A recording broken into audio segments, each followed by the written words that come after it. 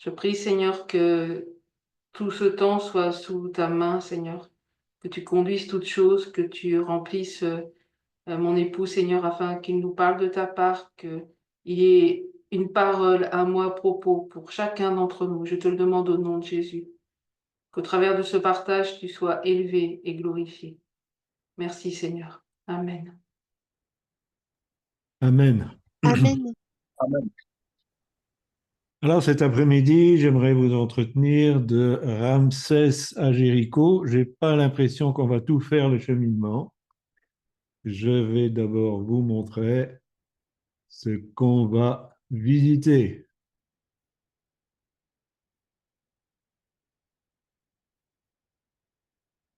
Vous avez ici Ramsès.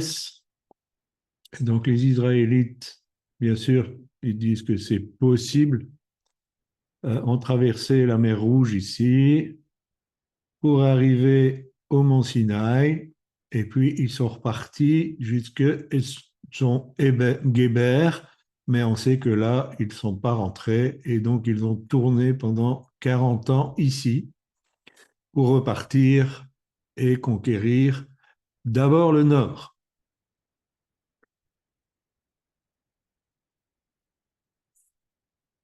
Alors pourquoi parler de ce sujet? Paul nous dit que ces choses ont été écrites pour notre instruction. Et l'Exode est intéressant dans le fait de ce cheminement. Et j'ai pensé que ce serait bien peut-être de faire une comparaison avec notre marche dans la vie chrétienne et voir où on peut se situer par rapport à certains événements. Et il y a une progression entre finalement la sortie de l'esclavage pour arriver à la conquête du pays promis. Et c'est un peu notre cheminement, c'est ce que nous avons vécu tous ensemble et nous sommes sur ce chemin à certains endroits. D'abord, il faut savoir que ça a été un bras de fer terrible entre Pharaon et Moïse. Et que pour que le peuple d'Israël, le peuple de Dieu, puisse sortir de l'esclavage, il a fallu des miracles nombreux et surtout ces 10 plaies, sans oublier que 3 d'entre elles ont atteint quand même le pays de Goshen, donc les Israélites eux-mêmes. Et cette sortie s'est faite par le passage de la Pâque. Il faut comprendre que c'était un passage stressant. C'était clair que le destructeur allait passer et enlever une vie dans toutes les maisons. Et bien sûr, il y avait la promesse que si le sang était sur les linteaux et le poteau, le destructeur passerait au-dessus. Mais c'était qu'une promesse. Et je pense que les Israélites étaient dans un état de stress important. D'autant plus que ce repas devait être pris à la hâte, habillé, prêt à partir, donc pas une situation de confort, de repos, de tranquillité, un repas bien convivial. Non, c'était vraiment une situation stressante.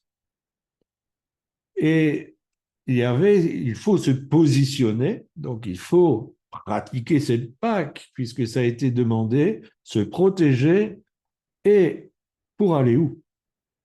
Alors bien sûr, il y a la promesse du pays promis, mais pour aller où?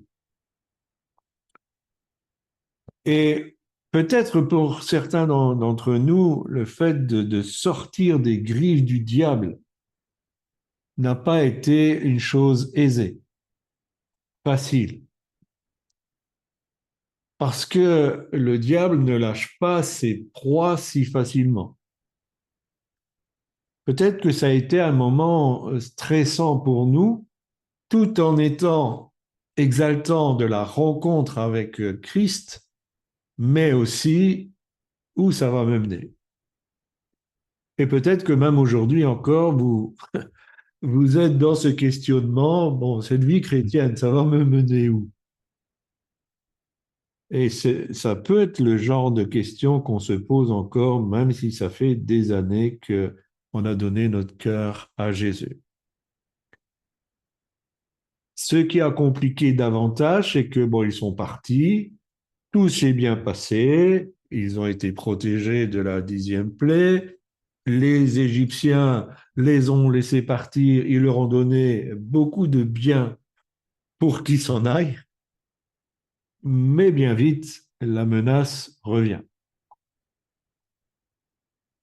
Et j'aimerais dire qu'il y a certaines victoires qui sont longues. Il y a des choses à la conversion qui se règlent rapidement, mais il y a des victoires qui sont longues. Parce que il y a les Égyptiens qui reviennent régulièrement nous rattraper et nous faire reculer en arrière. L'Égyptien est là avec sa menace, ce, euh, sa prétention à nous faire revenir dans l'esclavage.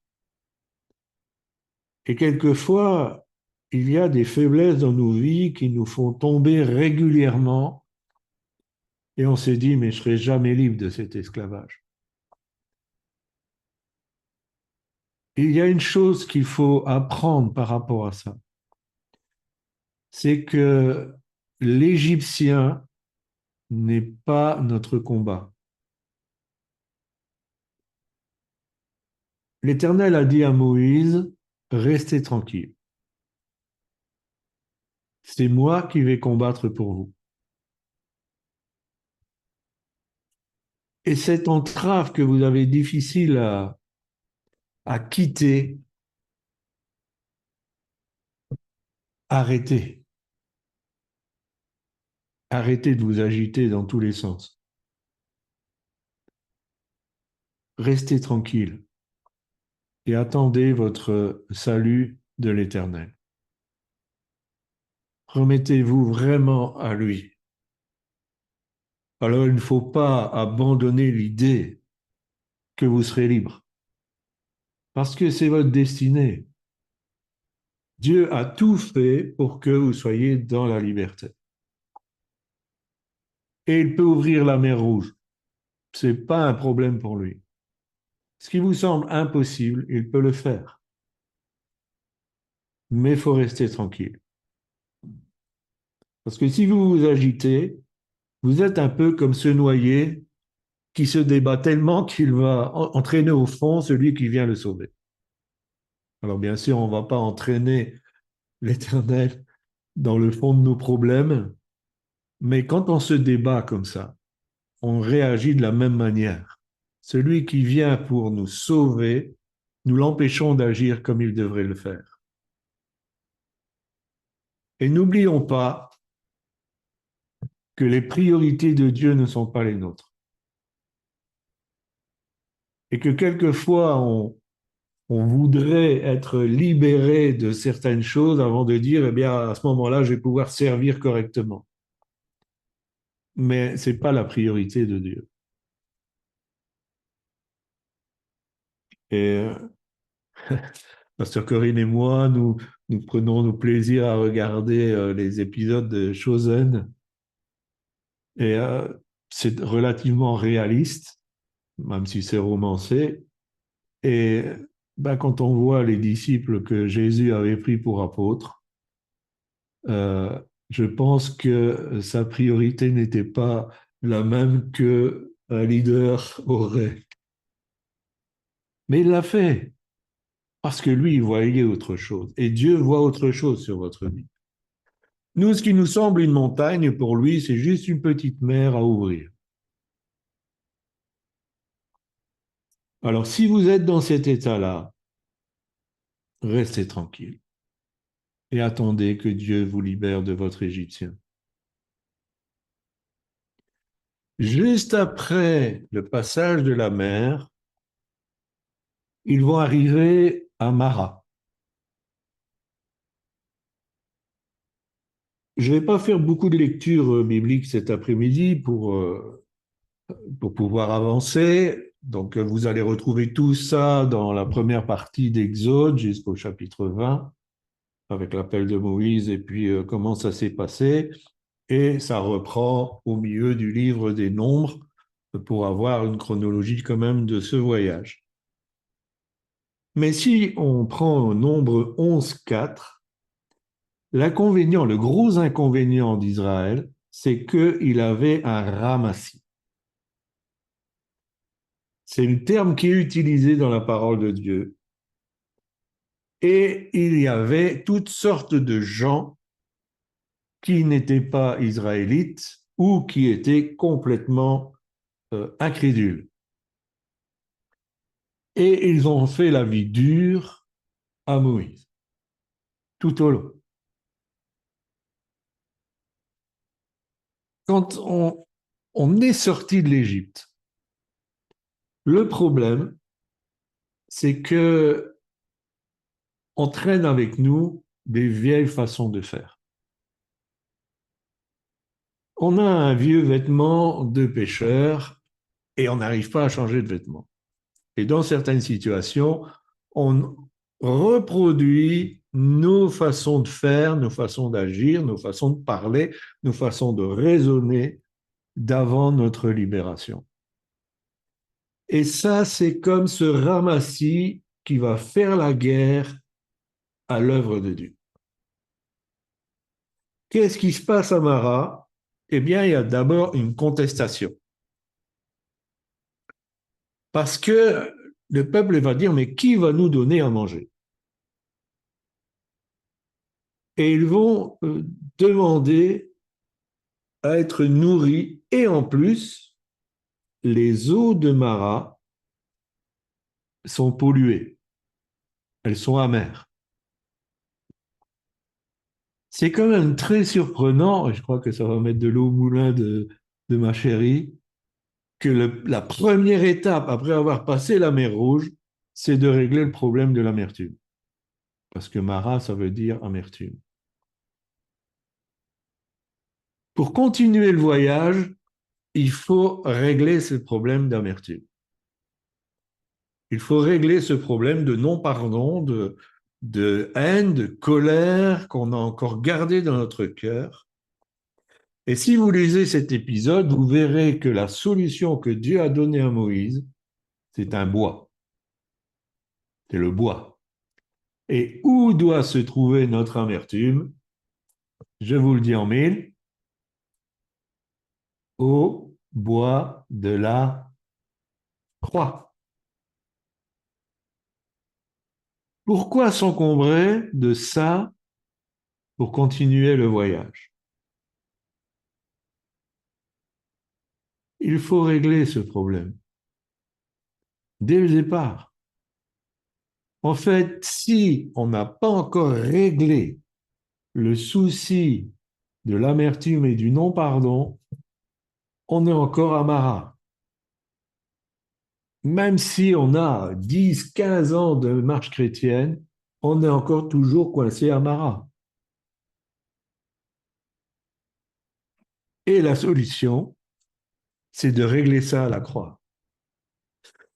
Quand on parle de croix, ça veut dire que cette croix, elle va venir créer une mort en nous. La mort de nos revendications. La mort de ce on voudrait exiger de celui qui nous a fait du mal. À la croix, Jésus a payé la dette. Ça veut dire que si je laisse le bois de la croix venir régler mon problème d'amertume, je vais assumer la dette. Et on sait que le péché crée toujours une dette, et je vais assumer cette dette, même si ce n'est pas la mienne. Mais ce qui est bien, c'est que à cet endroit, il y a une promesse. l'alliance commence à faire effet. Dieu fait une promesse à son peuple, malgré qu'il conteste, et lui dit, si tu suis ce que je dis, eh bien, tu seras béni.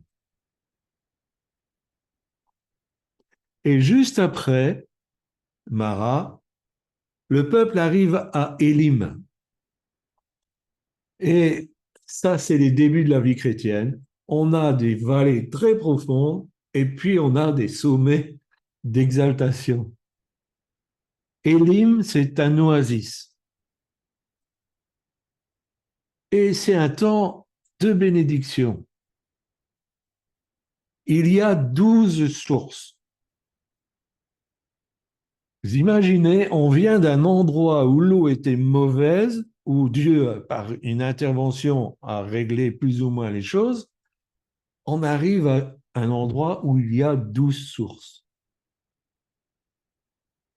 Combien de tribus il y avait en Israël? Il y avait 12 tribus. Ça veut dire que toutes les familles sont bénies à Élim. Quelle que soit notre origine, il y a une source pour nous.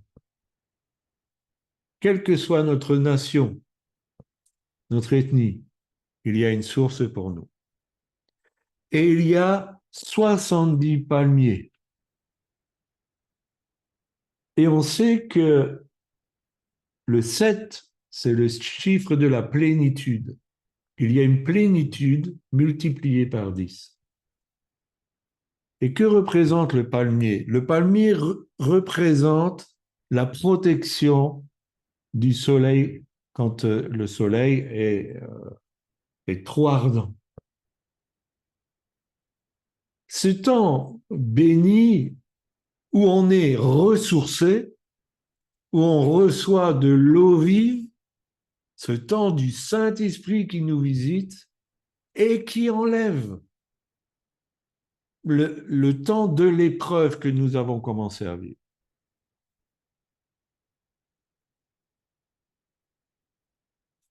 C'est un très bon endroit, mais on ne peut pas rester à Élim.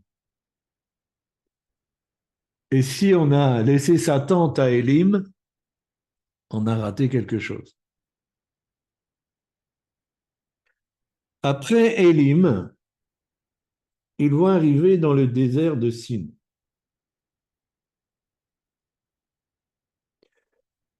Il y a quelque chose d'important dans le désert de Sin, c'est que, vous savez, quand ils sont partis d'Égypte, ils ont pris beaucoup de choses. Mais leurs réserves maintenant sont terminées. Ils n'ont plus rien. C'est le temps de la confiance. À Élim, c'était pas compliqué. Les sources donnaient l'eau, les palmiers nous protégeaient du soleil. Mais là maintenant, il va falloir faire confiance à Dieu. Dieu va promettre la manne, ça démarre là. Il va promettre de nourrir tous les jours un peuple qui compte à peu près 2 millions de personnes. Presque tous les jours, je vais le dire parce que sinon, sur YouTube, je vais avoir des commentaires que le jour du sabbat, il n'y avait pas de manne et que c'était la veille qu'il y avait une double manne. Mais tous les jours, ils vont devoir faire confiance. Tous les jours, ils vont devoir apprendre à se déplacer pour recevoir leur nourriture.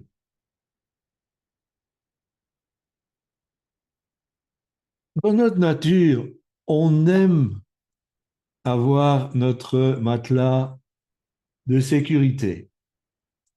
On aime bien que notre compte en banque, il y ait quand même quelques 1 000 euros, on va dire, dessus.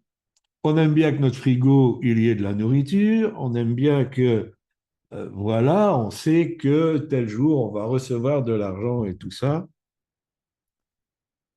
Mais arriver au désert de Sin, ça veut dire qu'on va devoir apprendre à vivre au jour le jour. Cette prière du Notre Père va prendre tout son sens. Donne-nous aujourd'hui notre pain quotidien. Ce pain quotidien, c'est tout ce qui nous est nécessaire. C'est pas que la manne, c'est pas que la nourriture. Donne-nous ce que nous avons besoin comme vêtements. Donne-nous ce que nous avons besoin pour pouvoir nous loger.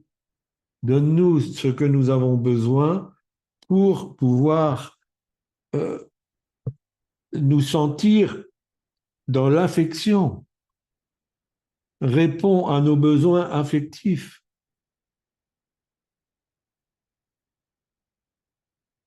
Cette confiance quotidienne n'est pas facile à vivre, mais c'est nécessaire, surtout dans les temps dans lesquels nous sommes. Je suis convaincu que nous aurons tous notre mal. Mais il faudra garder confiance jour après jour. Et peut-être qu'il faudra aller la chercher quelque part. Il y aura des efforts à faire. Il y aura peut-être à dire, Seigneur, où elle est ma manne? J'ai écrit une pensée, on était encore en Belgique, et j'aimais jeter du vieux pain aux oiseaux. Je ne jetais pas du vieux pain tous les jours. Mais c'est bizarre parce que le jour où je jetais du pain, les oiseaux arrivaient. Alors je me suis dit, ils sont en train de prier, Seigneur, il est où notre pain d'aujourd'hui? Et puis ils voyaient, ah ben il est là chez Claudie et Corinne. Et où je me suis dit, c'est même mieux. Il y en a un qui passe, qui dit, ah aujourd'hui il y a du pain, et il appelle tous ses copains. Mais nous devons peut-être avoir cette foi enfantine. Parce que il faudra peut-être dire aujourd'hui, Seigneur, elle est où ma manne? C'est qui va jeter du pain? Il faut apprendre ce domaine de la confiance. C'est pas facile, c'est pas confortable, mais c'est important de le faire.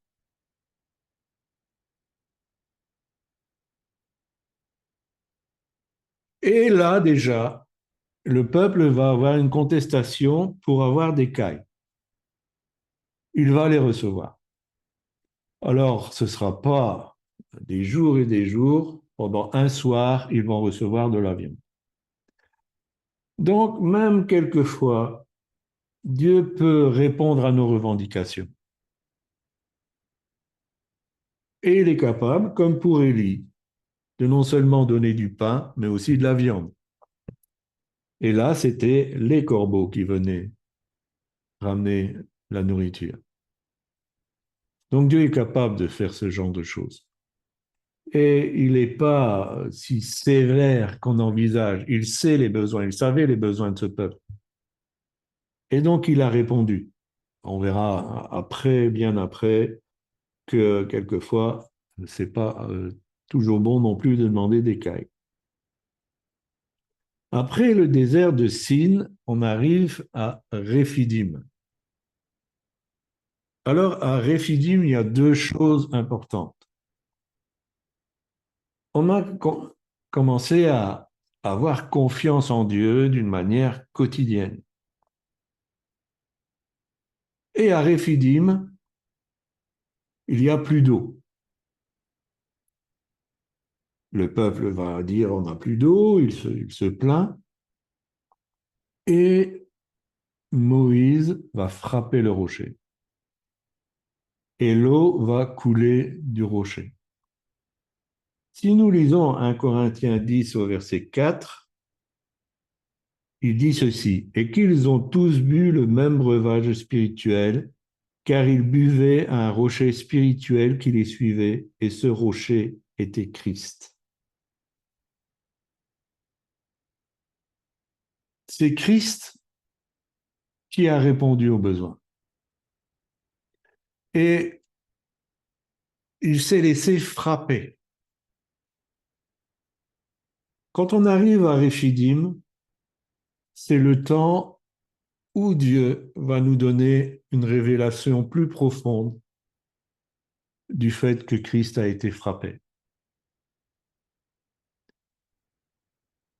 Si on n'a pas cette révélation, on ne peut pas saisir pleinement l'amour de Dieu. On ne peut pas saisir pleinement la notion de notre pardon. C'est quand on comprend la notion de Christ frappé que toute la dimension de l'amour de Dieu pour nous, elle nous devient évidente. Et c'est quelque chose qui nous a beaucoup interpellés.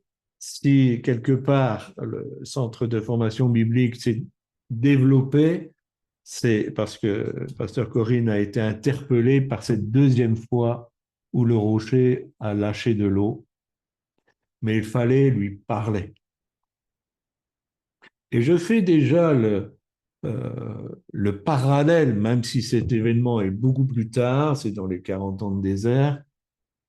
Il y a un temps pour frapper le rocher, pour comprendre le fait que Christ a été frappé.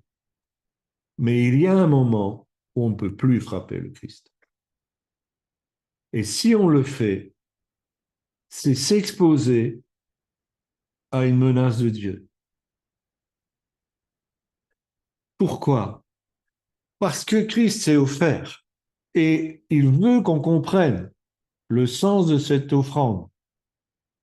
Mais à un moment donné, on ne peut pas le frapper parce qu'on n'a pas compris qui il est aujourd'hui.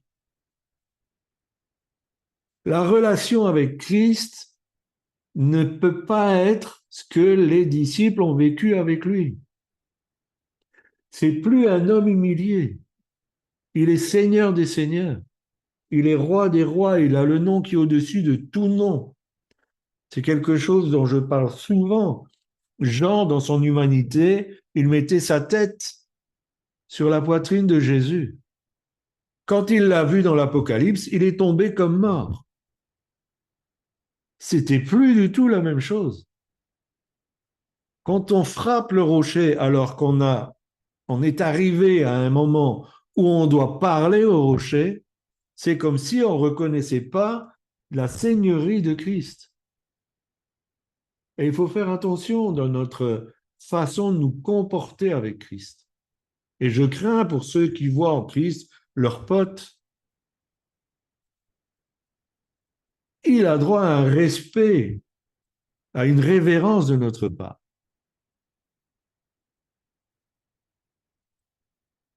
Et donc là, il s'est livré. L'eau qui coule, c'est toujours, comment je dirais, une image de qu'on se livre, qu'il se livre.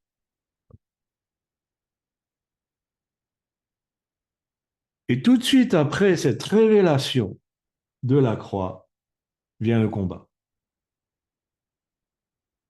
Quand nous vivons cette révélation du sacrifice de Christ, le combat vient. Et ce combat, ce sera avec les Amalécites. Et dans ce combat, il y a deux grandes notions, c'est l'intercession et le combat. Rappelez-vous, Moïse est sur la montagne et il va intercéder. Et comme son intercession doit durer, il y a Aaron et Hur qui vont l'aider, qui vont le soutenir et qui vont tenir ses bras élevés. L'intercession devait durer. L'intercession ne peut pas s'arrêter, sinon l'objet de l'intercession ne va pas être accordé. Si vous prenez Daniel, pendant 3 semaines, il a intercédé. Dès qu'il a commencé à intercéder, la parole de Dieu est sortie. Il était exaucé. Mais le combat spirituel qui a eu lieu à ce moment-là a duré 3 semaines. Et l'ange Gabriel, qui était envoyé, a eu besoin du secours de Michael, qui est un archange, qui est le protecteur d'Israël, pour l'aider, afin que l'exaucement arrive à Daniel. Quand nous intercédons, nous ne comprenons pas toujours ce qui se passe dans les lieux célestes. Mais l'important, si nous voulons intercéder, prenons la décision d'aller jusqu'au bout. Parce que nous n'arriverons pas à l'exaucement autrement. Et d'un autre côté, Josué était en train de combattre. Et le combat était en fonction de l'intercession. Quand Moïse intercédait, Israël était le plus fort. Mais quand Moïse commençait à baisser les bras, c'était Amalek qui était le plus fort.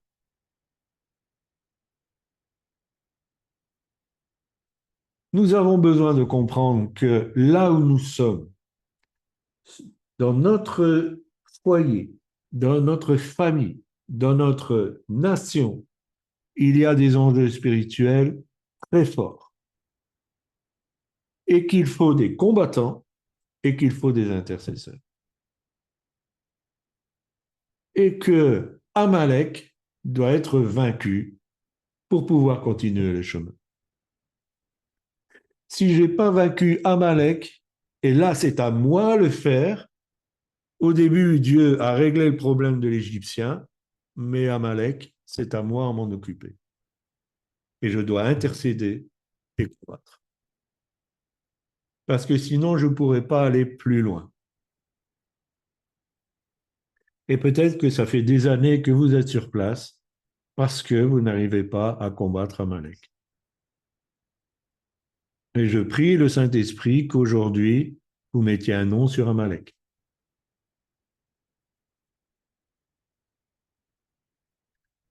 Après cet endroit, il doit arriver au mont Sinaï, la montagne de Dieu, là où Moïse avait été appelé. Après tout ce cheminement, il y a quelque chose d'extraordinaire au mont Sinaï. C'est que l'engagement que vous avez pris à suivre Christ se précise pour se mouvoir en service. C'est au Sinaï que les Lévites ont été établis. Au mont Sinaï, les ordonnances de Dieu deviennent plus intenses.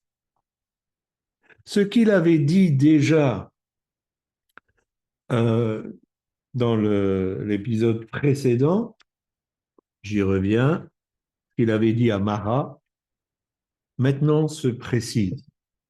Son attente par rapport à notre vie, elle va se préciser. Les exigences de Dieu vont devenir plus fortes. C'est ce qui accompagne le service.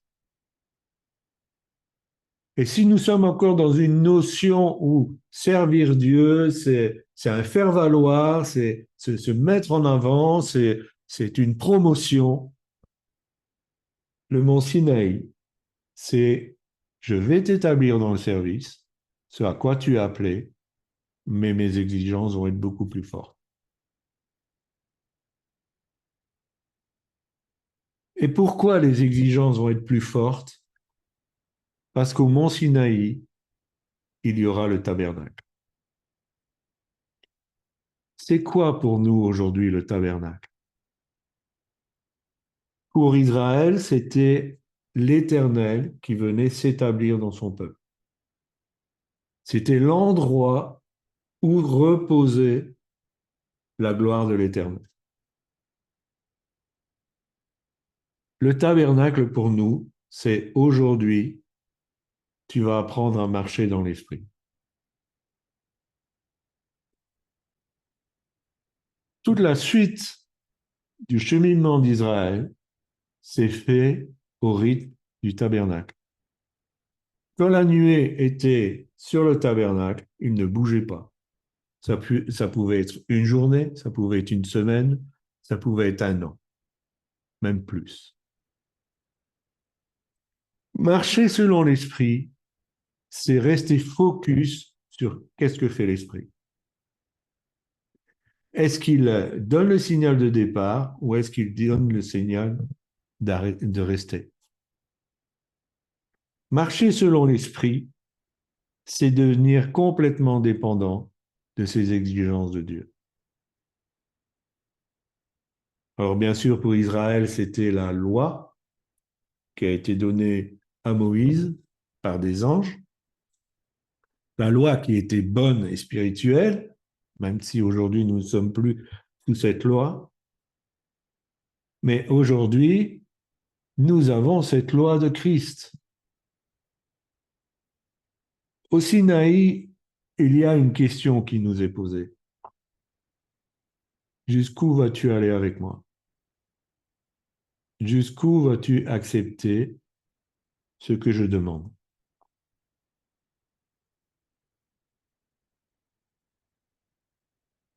Dieu est, comment je dirais, très correct avec nous.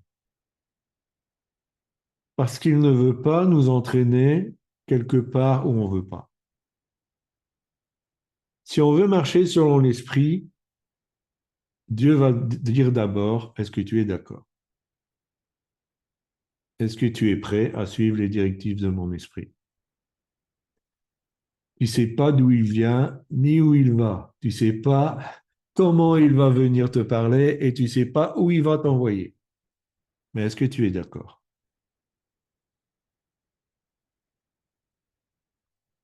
Si nous ne voulons pas marcher selon l'esprit, le feu du ciel ne va pas nous tomber dessus. Mais on n'ira pas plus loin non plus. Dieu va respecter notre choix.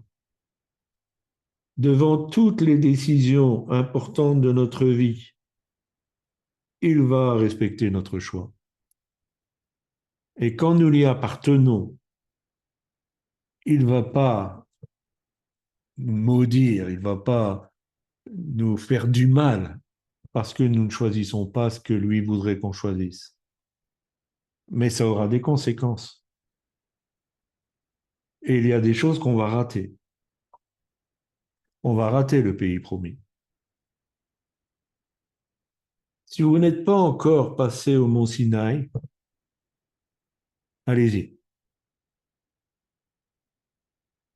Parce que ce que Dieu va vous demander, c'est ce qu'il va vous demander personnellement à vous.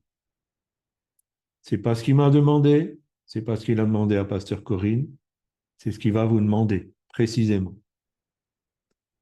Et pour certains, il y a des choses qui vont devoir être abandonnées.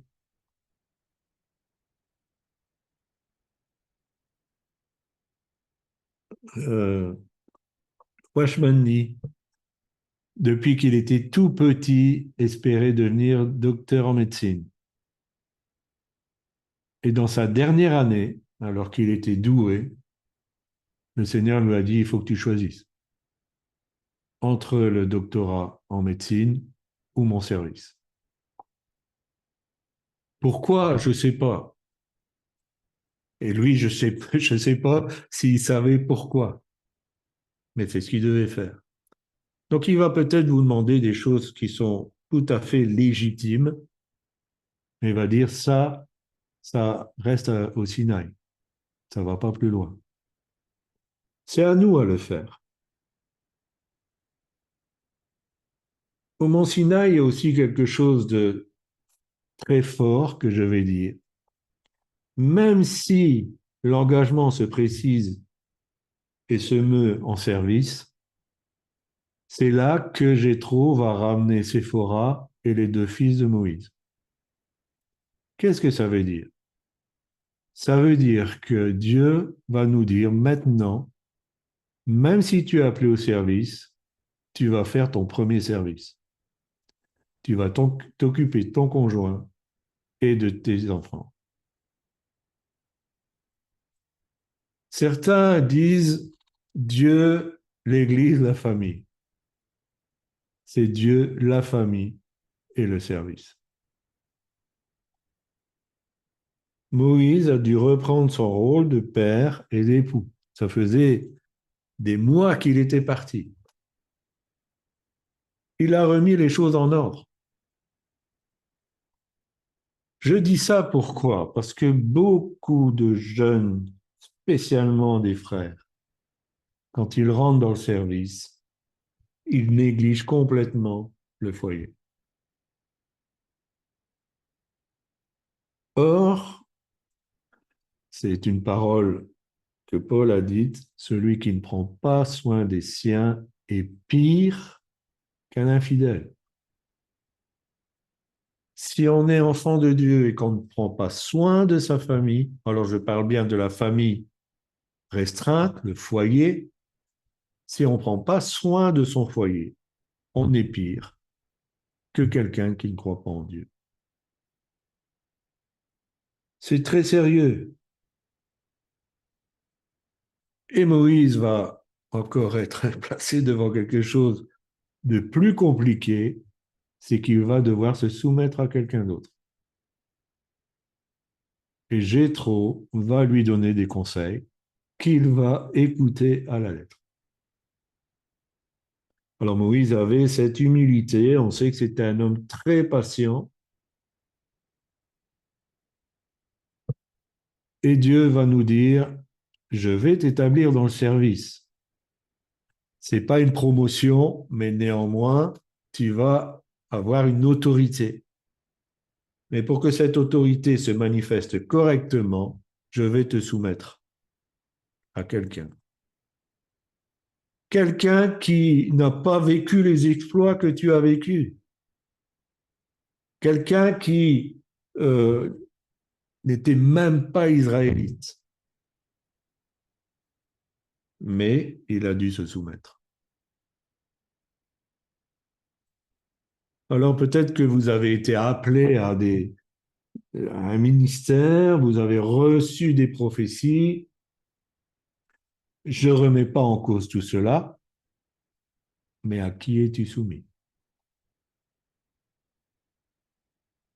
À qui es-tu soumis?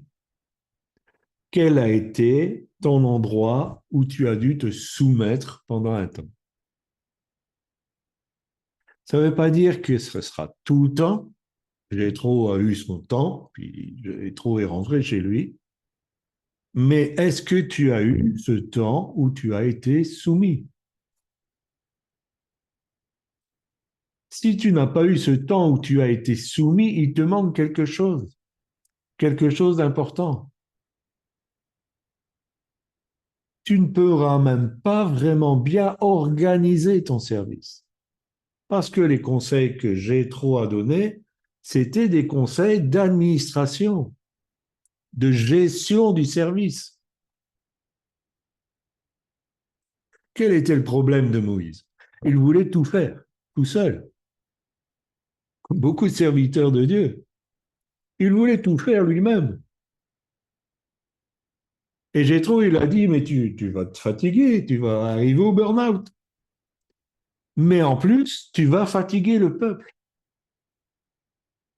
Quand on est à la tête du service, qu'on exerce notre ministère, si on veut tout faire, on fatigue les enfants de Dieu.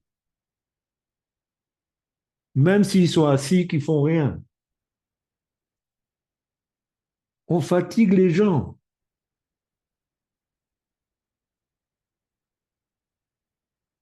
Et aujourd'hui, c'est devenu tellement évident que beaucoup sont fatigués des ministères en place.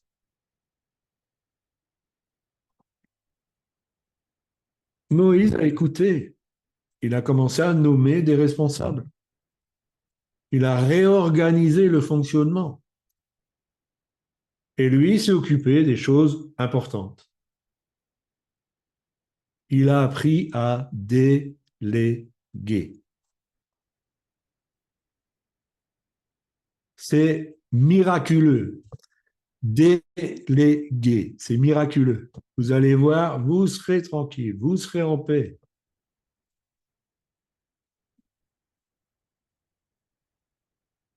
Voilà tout ce qui s'est passé au mont Sinaï, plus quelque chose de très dommage, c'est là qu'on trouve le veau d'or. Alors c'est quoi le veau d'or? On a parlé de s'engager, d'accepter ces exigences plus fortes de Dieu, de dire oui, je veux marcher par l'Esprit. Et ce nouveau combat, qui est beaucoup plus subtil que l'Égyptien et Amalek, c'est le compromis. Servir Dieu dans le compromis, c'est se créer un veau d'or. C'est quoi le veau d'or? Le veau d'or, c'est le peuple qui ne peut pas se contenter d'un Dieu qui parle sur la montagne et qui utilise quelqu'un pour lui parler. Le compromis du veau d'or, c'est vouloir mettre du religieux, avoir une image, avoir quelque chose qui me correspond. Derrière le veau d'or, il y a tout ce qu'on peut appeler les rites religieux, qu'ils soient chrétiens, évangéliques, pentecôtistes, tout ce que vous voulez. Toutes ces choses qu'on fait parce que c'est la tradition de faire comme ça. C'est le compromis. Marcher selon l'esprit, il n'y a rien de religieux. Parce que l'esprit est toujours dans un mouvement et il fait des choses nouvelles. On parle du vin nouveau pour des outres neuves. L'esprit est toujours en mouvement pour faire des choses nouvelles. Dieu dira à Ésaïe, je vais faire quelque chose de nouveau qui va tellement être extraordinaire que les gens seront abasourdis.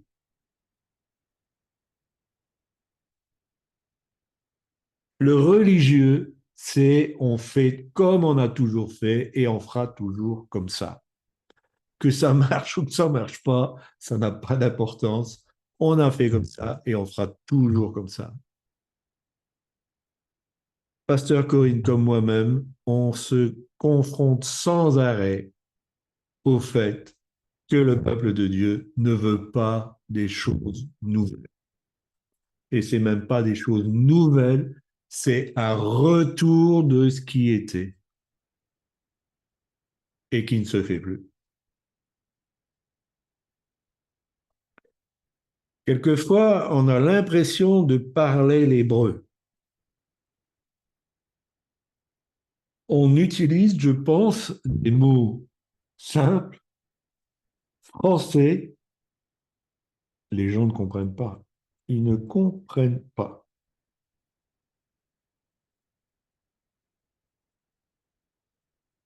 Autant de notre vie les icônes religieuses. Comme je le dis souvent, tuons le pharisien qui est dans notre cœur.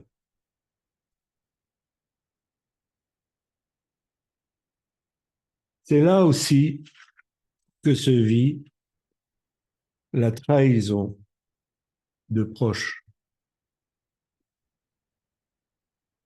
C'est là que Marie et Aaron vont commencer à se soulever.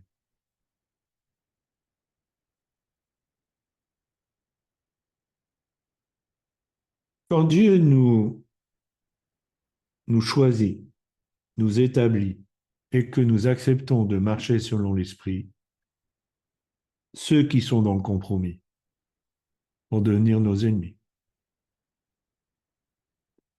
Jusque-là, peut-être qu'ils vous tapent dans le dos.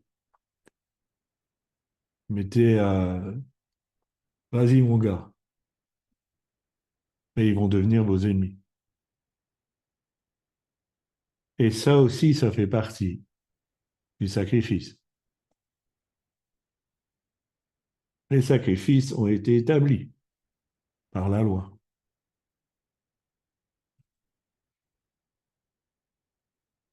Ensuite, et je vais m'arrêter là pour aujourd'hui, ils vont rejoindre cet endroit où normalement ils devraient passer le Jourdain.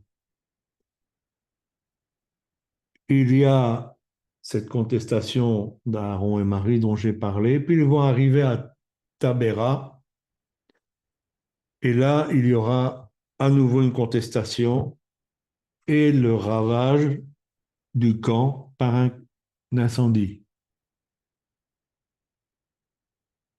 Les attaques spirituelles vont continuer et ce Ramassi qui est encore toujours là peut-être, eh bien lui, il va réclamer l'écaille pour la deuxième fois. Et on sait que ça a été une catastrophe pour Israël. Je passe un peu rapidement sur cet épisode. Nous voilà arrivés à la porte du pays promis.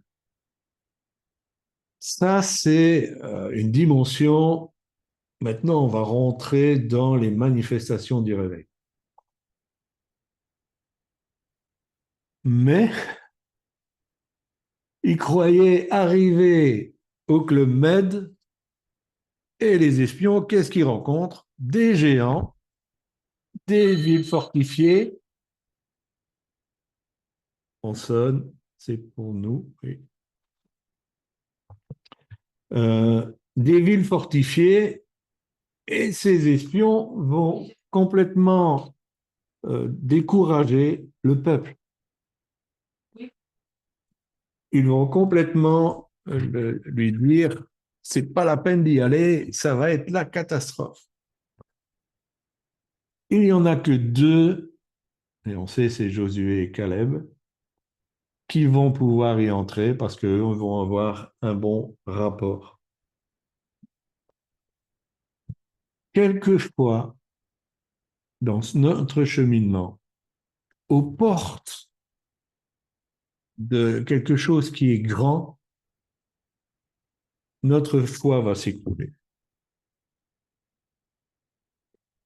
Pourquoi la foi de ces gens s'est-elle écroulée? Pourquoi Pierre a coulé? Parce que on oublie tout ce que Dieu a fait dans notre vie et qu'on ne voit que les circonstances. Pierre a coulé quand il a commencé à voir le vent, la mer qui était agitée. Il avait marché sur l'eau jusque-là. La foi peut s'écrouler de cette manière à partir du moment où notre regard n'est plus sur la bonne chose. Il y a quelque chose de faux dans le rapport de ces espions. Et il y a eu quelque chose de faux par rapport à leur identité. Ils vont dire, nous étions à leurs yeux comme des sauterelles. D'abord, qu'est-ce qu'ils en savaient de ce qui se passait dans la tête de ces géants? C'était eux qui se voyaient comme des sauterelles. C'était pas spécialement les géants, on ne sait pas. Mais eux se voyaient comme des sauterelles. Comment vous vous voyez? Quel est votre regard sur vous-même? Le domaine de la foi est très important par rapport à notre identité. Si on a des problèmes d'identité, il y a des exploits de la foi qu'on ne fera pas. Parce on n'entre pas dans le bon regard. On a le regard qu'on imagine que les géants ont sur nous. Ça devient notre vérité.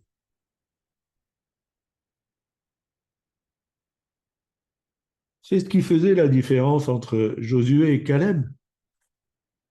Ils ont dit, Dieu a été avec nous, on va remporter la victoire, géant ou pas géant. Ils avaient le regard sur Dieu, sur l'Éternel, sur celui qui vous a fait sortir d'Égypte pour rentrer dans le pays promis. Et à la porte du pays promis, ils ont échoué.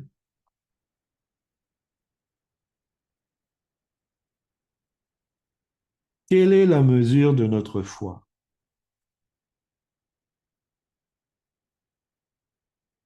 Si vous prenez, et je termine là-dessus, ce qui s'est produit avec Lazare,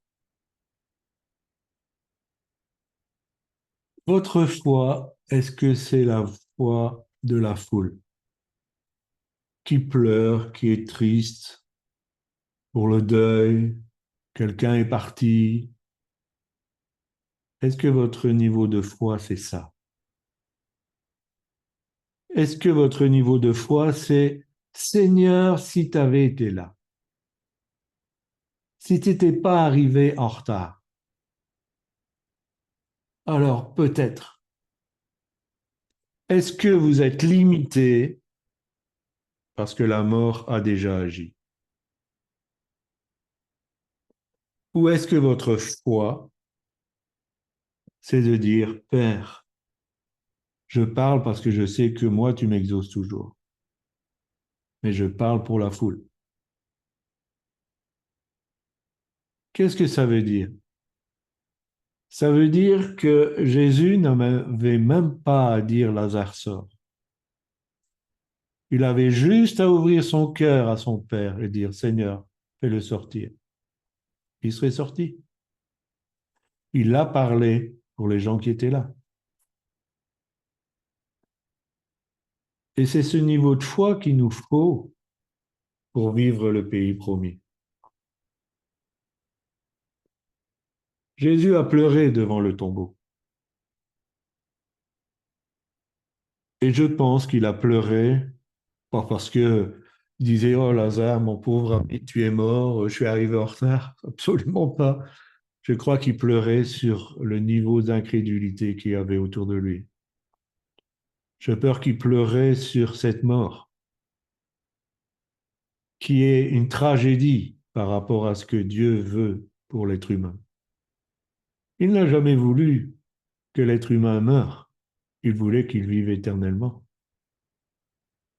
Il a pleuré sur cette désobéissance qui est si tragique. Il a pleuré ça sur notre misère à nous. Et puis il a fait ce qu'il faut pour démontrer qu'il est capable de tout. Il a ressuscité une fille qui dormait. Il a ressuscité un jeune qu'on mettait en terre. C'était déjà plus tard, mais il fallait qu'il ressuscite quelqu'un qui était mort depuis 4 jours et qui sentait, pour bien montrer que la mort, il en a les clés.